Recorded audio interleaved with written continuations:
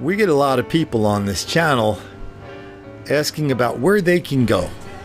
Where they can go to escape the level of black mob violence, black on white crime, black on Asian, black on young, black on old, black on gay, black on straight, black on whatever violence all over the country.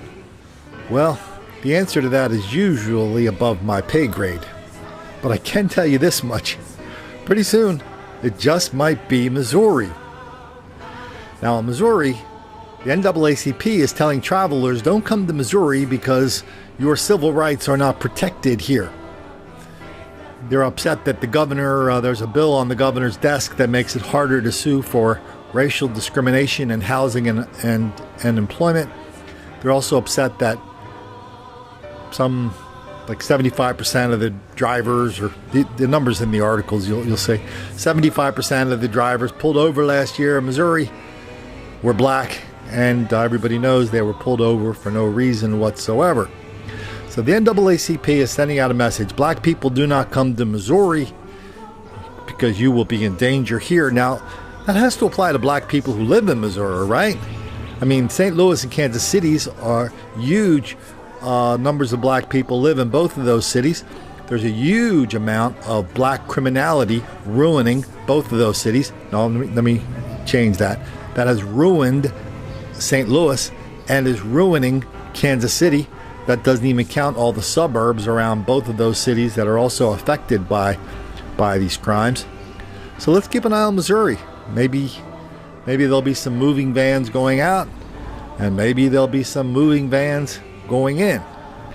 Now, we don't do enough on the NAACP, but I got one of our San Francisco readers sent me this email saying, Colin, you're going to love this story. And he was right. I love this story about the NAACP coming out of San Francisco. That's right. The NAACP demanding an apology from the Judicial Council, the policymaking body for California courts, after the I-Team obtained photos of a costume party at its Sacramento office. Yeah, Dan Noyes is here with a report again you're going to see only on 7 tonight. Dan. Well, Dan and Kristen, the photos of that party and the council's handling of Black History Month are raising complaints of racial bias in this important group, charged with ensuring fair access to the courts.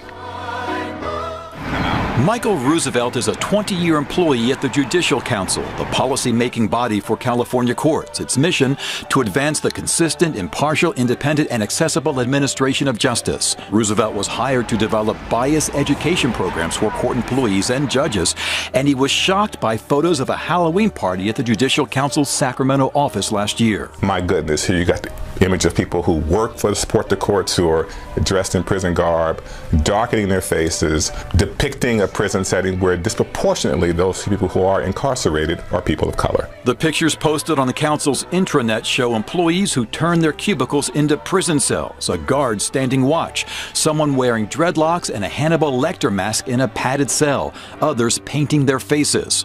Roosevelt says it all sends a dangerous message. Bad people, black people, dark people, people with locks, they are to be feared. Feared and ridiculed. Feared and ridiculed. The employee's depiction of the TV show Orange is the New Black won the Best Decorations Award at the party, but Roosevelt says there's nothing funny about men in wigs apparently imitating a transgender actress from the program. If you are a person who's transgender and in prison, your life is in jeopardy. I requested an interview with the chair of the Judicial Council, Chief Justice Tanya Cantil-Sackaway, but her spokesman only emailed a statement that reads in part, the Judicial Council's executive leadership and management does not condone any activity that diminishes the value of individuals or the ideals of our justice system. When the complaints came in, the council removed the photos from the intranet, directed the supervisor involved to ensure employees use good judgment, and added a course on diversity and respect for employees. That's not enough for the NAACP. And we're going to call for an apology.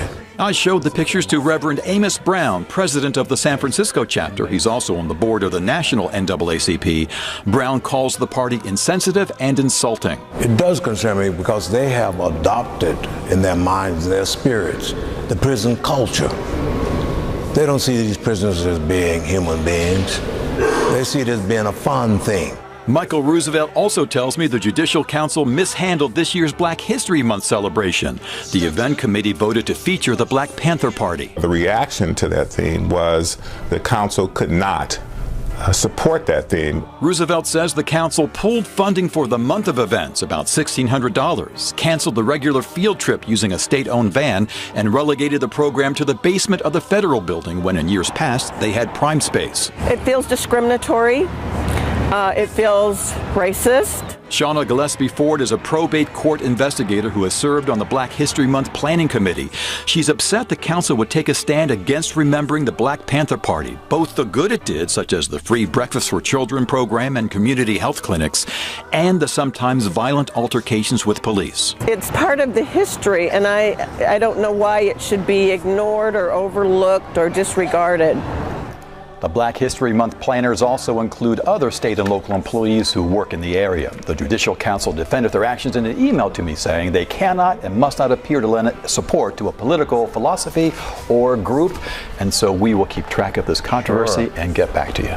I love the way that reporter was kind of helping out during the interview. He's sitting there talking to that black guy, I think the NAACP guy, or I don't know if it was him or the employee. And he's going, yeah, this is bad for a million reasons. And he's in the middle of listing them all off. And the reporter goes, yeah, ridicule too, right? So the reporter is kind of down with the cause. He's helping along, which is what they love to do, because helping along these stories, these ridiculous stories of black victimization, well, that's pretty much guaranteed not to make the black kids angry. Oh yeah, I want to say I put my tagline in there too soon. You know, I love hearing these stories about the Black Panthers from the 60s, about how, you know, they mostly just gave out breakfast to little children in Oakland. And why was everybody picking on them back then? I mean, all the murder, the robbery, those guys were just a bunch of criminals. I'm not even talking about the political stuff. Outside of the political arena, they all had long criminal records for nasty, nasty business. And now we have to reinvent them as some persecuted angels. All the victims of people who didn't have enough sense not to make the black kids angry.